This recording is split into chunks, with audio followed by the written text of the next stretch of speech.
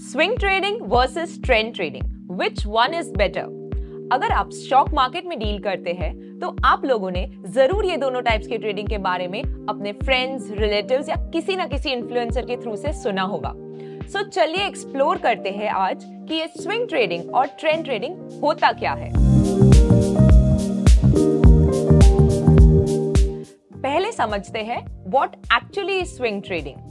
Swing trading एक short term trading strategy है जिसमें ट्रेडर्स अपने पोजीशंस को जनरली होल्ड करते हैं for a few days, weeks और मंथ्स। टिपिकली ये टाइम पीरियड वेरी करता है between 7 to 365 days. Swing trading strategy का मेन मोटिव ये रहता है कि वो मार्केट के उतार चढ़ाव को कैप्चर करता है, प्रोवाइडेड ये उतार चढ़ाव एक सपोर्ट और एक रेजिस्टेंस लेवल के बीच में हो। नेक्स्ट डिस्कस करते हैं about trend trading. Trend trading generally एक short to medium term strategy है जहां ट्रेडर्स अपने पोजीशन को ज्यादा महीनों के लिए होल्ड करके रखते हैं, which is usually longer than the swing trader. यहाँ कब एंट्री और एग्जिट करने से ज्यादा इंपॉर्टेंट गोल है to determine the trend direction. ज्यादातर ट्रेंड ट्रेडर्स अपने ट्रेडिंग सेटअप को ऐसे मैनेज करते हैं जिससे वो during the entire life cycle of the trend maximum profits generate कर सके, regardless of whether there is an uptrend or a downtrend.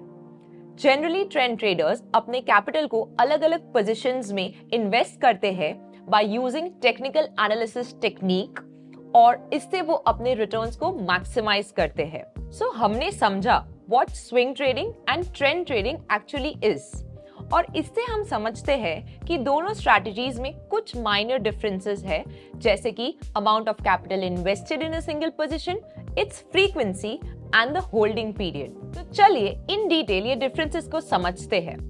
पहला डिफरेंस है capital.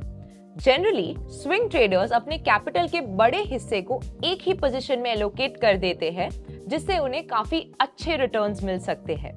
But as compare to trend trading जहां काफी सिग्निफिकेंट रिटर्न्स जनरेट हो सकते हैं, swing trading से जनरली कम बट कंसिस्टेंट रिटर्न्स मिलते हैं। तो इससे we can easily conclude that swing traders prefer less risk than the trend traders. Second difference is the frequency of trades.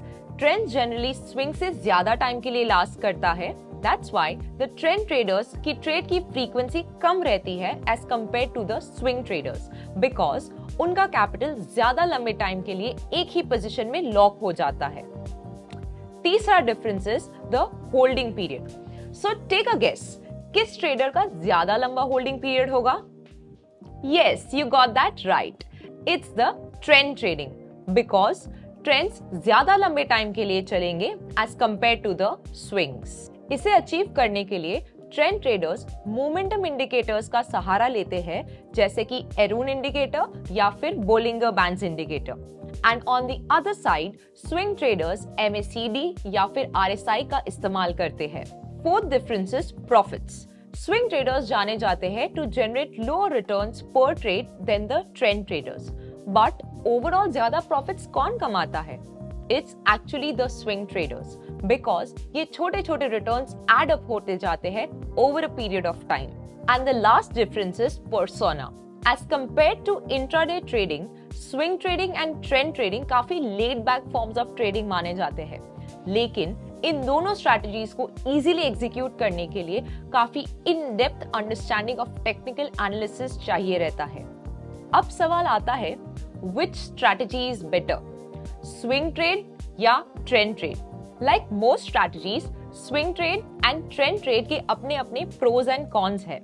As compared to intraday trading, swing trading और trend trading relatively low effort taking माने जाते हैं।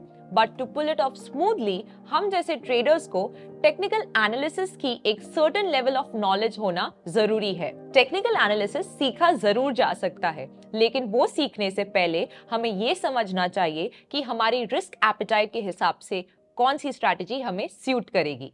Investment and securities markets are subject to market risk. Read all the related documents carefully before investing.